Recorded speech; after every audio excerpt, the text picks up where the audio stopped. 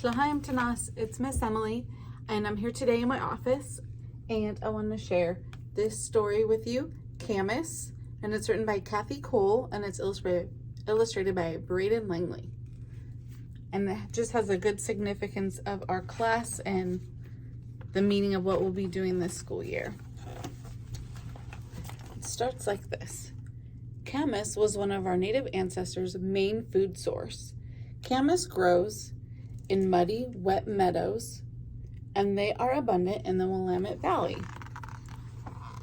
And we live in the Willamette Valley.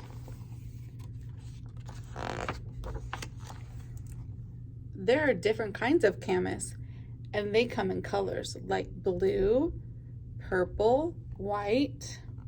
The camas also has relatives that are poisonous. These camas will make you very sick.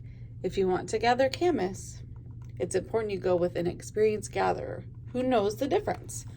And an important and cool thing about this book is it has some Chinook Wawa translations. In the summer, the plants are fully grown and the bulbs are ready to be harvested. Our ancestors used a long digging stick, there's the digging stick, to harvest camas bulbs. The stick was made of wood and it had a handle from deer or elk antler. A lot of times the handle would be carved with a design.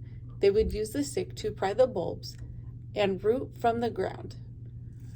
Whenever you harvest anything, it's always good to give thanks to the earth and leave something in return.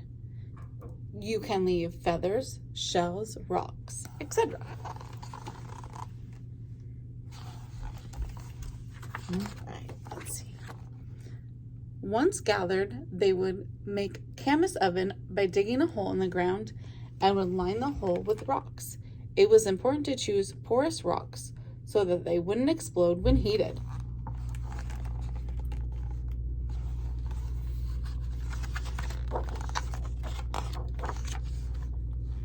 A fire was built on the rocks to heat them, and then they would lay down green grasses, green leaves, or skunk cabbage on top of the rocks.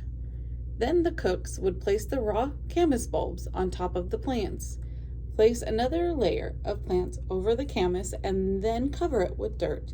The bulbs were baked for 3 to 5 days.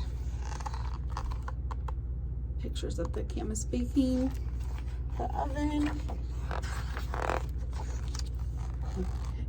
After the camas was cooked, it could be eaten or laid out to dry for later use. Well-cooked camas are sweet and taste like caramel apples. Yum. Next, they would use a mortar and pestle to mash up the cooked bulbs and mold them into camas cakes.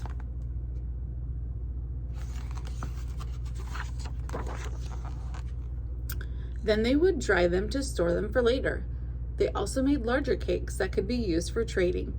If the cakes were cooked right, they could last for at least 3 years. They were a big trading resource for our tribe. Archaeologists have found some very old camas ovens in the Willamette Valley. Many of them still contain cooking stones, charcoal, and charred camas. One located near Eugene dates back to 12,800 years. That is a long time ago. All right, the end. Thanks for listening.